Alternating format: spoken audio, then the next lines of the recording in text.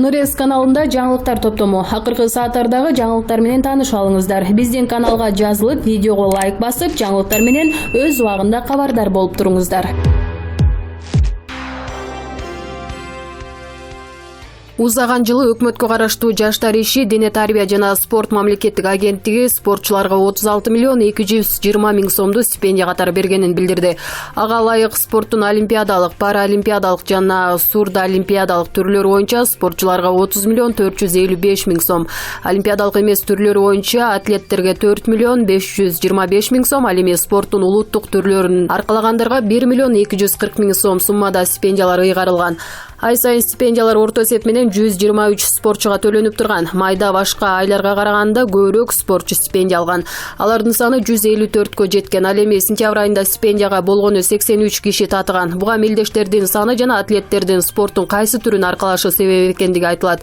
Былтыр жарым жыл ичинде эң жогорку категориядагы стипендия 75 миң сом. Олимпиадага жолдомо алган 5 спортчуга төлөнгөн. Алар суучул Денис Петрашов, балбандар Айсулу Тыныбекова менен Атабек Азизбеков, Юлия Андреева менен Дарья Маслова болуп саналат. Борбор шаардагы Ататүрк сейил багындагы күркөлөр буга чейин мыйзамсыз делинип алынган. Эми аттракциондор дагы алына баштады. Бишкек шаардык мэриясынын маалымат кызматынан кабарлашкандай, аталган сейил багдагы 28 аттракцион алынып жатат. Мындан тышкары 4-чү кичи районундагы номер 48-үйдүн жанында күркө алынды. Ал эми түшүндүрүү ишинен кийин Некрасов менен Абдыкадыров көчөлөрүнүн кесилишинде гриль сатуучу күркөнүн ээси өз эрки менен объект алды. Мыйзамсыз орнотулган объектилерди алуу иштерин жер пайдалануу жана курулуш башкармалыгы, ошондой эле тазалык муниципалдык ишканасы жүргүзүүдө. Былтыр мыйзамсыз делинип 2700 объект алынган. Көкташ айылында чагымчылдыкка шектелип камакка алынган 4 тургундун 2 үй камагына чыгарылды. Бул тууралуу камакка алынган Зайнидин Бердиевдин бир тууган агасы Азамбек Бердиев Маралга билдирген.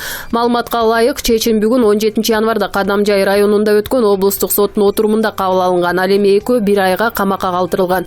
2 чыкты. Улукбек Сапарбаев менен Үсөн Сапарбаев үй камагына чыкты. Зайнидин менен Берки Нурбек Сапарбаев камакта калды. Биз адвокаттар менен камакта калган бир туугандарыбызды да бошоткула деп дагы жогорку инстанцияга кайрылабыз деп билдирген Бердиев. Эске салсак, Баткендин Көкташ айылынын тургундары Зайнидин Бердиев, Улукбек, Нурбек жана Үсөн Сапарбаевдарды чагымчылдык жасады деген шек менен 11 январда милиция кармаган. Ал эми 13 январда Кадамжай райондук соту алардын баш коргоо чарасын карап 1 айга камакка алуу чечимин чыгарган. Ички иштер министрлигинин маалыматы боюнча 2019-жылы Кыргызстанда 6145 үй бүлөлүк зомбулук катталган. Анын ичинен 5752 аялга, 393 эркекке жана 168 жашы жетелек балага коргоо ордерлери берилген. 2020-жыл башталгандан бери өлкөдө үй бүлөлүк зомбулуктан 2 аял каза тапты. 1 январда Кочкор районунда 37 жаштагы аял, 3 январда Баткенде 26 жаштагы келин күйөөсүнүн уур токмогунан ажал тапкан. Учурда бул эки кылмышка шектүүлөр кармалып, сотко чейинки тергөө иштери уланууда. 4 январда Каракол шаарында аялына бензин чачып өрттөгөн эркек кармалган. Азыр анын 33 жаштагы аялы ооруканада даарыланууда. Көп өтпөй Жалал Абад облусунун Сузак районунда 34 жаштагы келин күйөөсүнөн токмок жеп ооруканага түштү. Ички иштер министринин орун басары Памир Асанов 15 январда жогорку кеңеште сүйлөп жатып, үй бүлөдө чыр-чатак 70% ичимдик ичип алгандан улам чыгаарын жана аялдарга карата зомбулуктун көбү да ушуга байланыштуу болоорун айткан.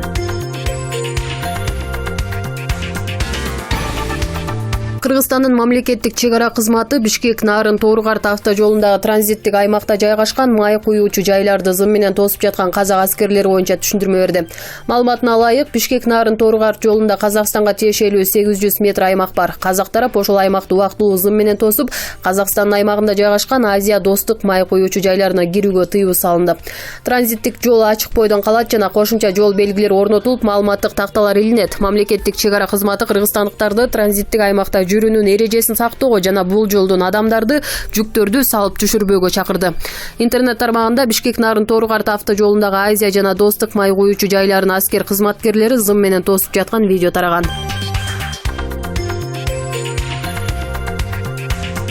Жогорку кеңештин депутаты Тазабек Икрамов Марал радиосунда маек берип жатып кайрадан сөзүнөн жаңылды. Анда журналист гомосексуализм сөзүн айта албай, гомосекус, сексуалу, гомес деп мукактанган сөзүнө басым жазып, коомчулуктун талкуусуна жем болгон жаңылыштыгын жана ошол абалдан кантип чыккандыгы тууралуу суроо узаткан. Анда эл өкүлү мультфильмдеги каармандын атын туура эмес айтып, кайрадан эл оозуна алынды. Чынын айтсам, ошол убакта деле ага эч кандай маани берген эмесмин.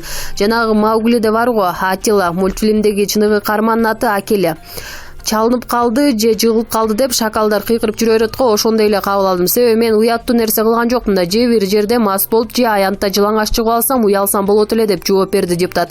Эске салсак, жогорку кеңештин спикери Дастан Жумабеков да Франкфурт на Майене Макка кайтарган жокпуз же лапша илип кулакка теппегиле деген таттуу сөздөр менен коомчулуктун эсинде.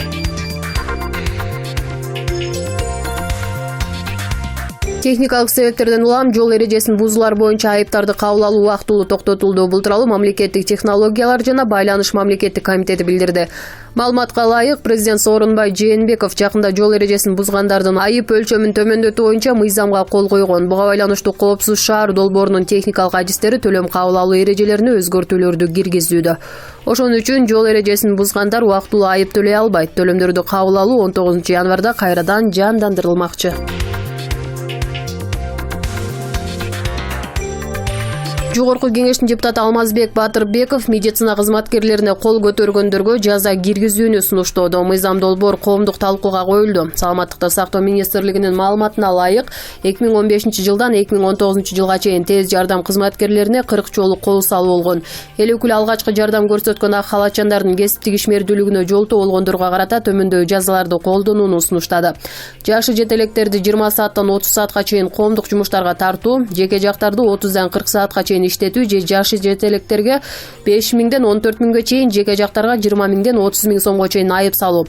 Эгер өспүрүм дарыгерлерге экинчи ирет кол көтөрүлсө 30дан 40 саатка чейин, чоңдор 40дан 60 саатка чейин коомдук жумушка тартылат же жашы жете электин ата-энеси 15000ден 25000 сомго чейин, жеке жактар 30000ден 60000 сомго чейинки айыпка жыгылат.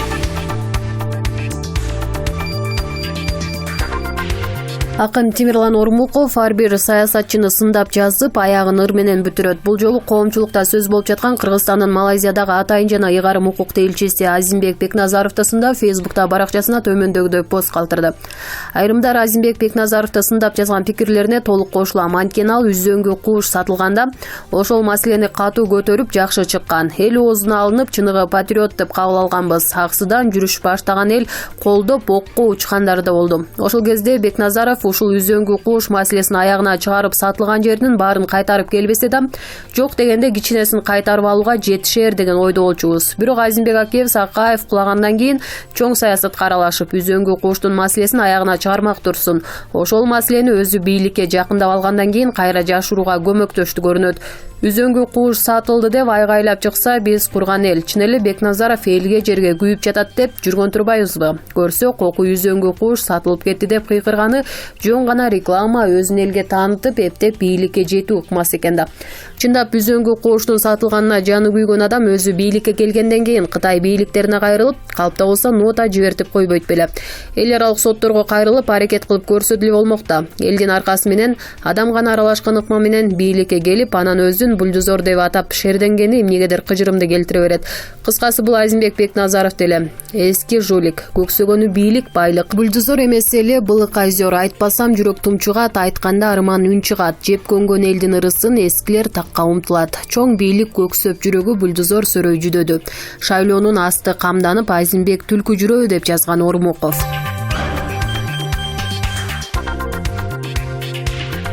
Кылмыштуу топтун мүчөсү катары атайын тизмеде турган казак кармалды. Бул тууралуу Ош шаардык ички иштер башкармалыгынын басма сөз кызматы билдирет. Ош шаардык ички иштер башкармалыгынын кызматкерлери тарабынан ички иштер министрлигинин атайын тизмесинде уюшкан кылмыштуулук топтун мүчөсү катары атайын тизмеде турган Казак деген каймана атка ээ 1981 жылы туулган МУ Ош шаардык ички иштер башкармалыгынын убактылуу кармоочу жайына бүгүн күндүн экинчи жарымында киргизилди деп айтылат маалыматта. Ал Ош шаарынын Исанов көчөсүндө Народный маркетинин алдында түнкү саат 1:30 чамасында катталган каракчылык фактысы боюнча жүрүп жаткан тергөө иштеринин алкагында каракчылыкка шектүү катары оперативдүү жол менен алынган далилдердин негизинде кармалды. Бул факт боюнча иликтөө иштери уланууда. Буга чейин 2 жаран кармалып, убактылуу кармоочу жайга киргизилген. Бүгүн президенттин буйругу менен казакты үй камагына чыгарган судья кызматтан алынган. Ош шаардык соту зордуктоо жана ээн баштык беренелер менен шек саналып жаткан уюшкан кылмыштуу топтун активдүү мүчөсү Умар Маратов кандай негизде эркиндикке чыкканын түшүндүргөн. Бул тууралуу Ош облустук сотунун басма сөз катчысы Бекзат Осмонкулов комментарий берген. Анын сөзү боюнча Маратов Ош шаардык сотунун чечими менен ушул жылдын 8 январында үй камагына чыгарылган. Судья анын өздүгү такталганын, туруктуу жашаган жери бар экенин эске алып жана соттон качып кетүүгө себептери жок деген тыянакка келип, ошонун негизинде үй камагына чыгарган. Ал кечки саат 10дон эртең мененки саат 6га чейин үйүнөн чыкпоого милдеттендирилип, аны көзөмөлдөө Өзгөн райондук ички иштер бөлүмүнө жүктөлдү, деди Осмонкулов. Казак деген кайман аты менен белгилүү Умар Маратов буга чейин бир канча ирет уурулук жана каракчылык беренелер боюнча соттолуп чыккан. 2019-жылдын октябрь айында жаш жетелек 16 жашар кызды зордуктоо боюнча шектүү катары кармалган. Андан мурун Ош шаарындагы кафелердин биринде 23 жаштагы балага бычак сайып жиберген деп кармалган. Ал Ички иштер министрлигинин атайын тизмесинде уюшкан кылмыштуу топтун активдүү мүчөсү катары каттоодо турат.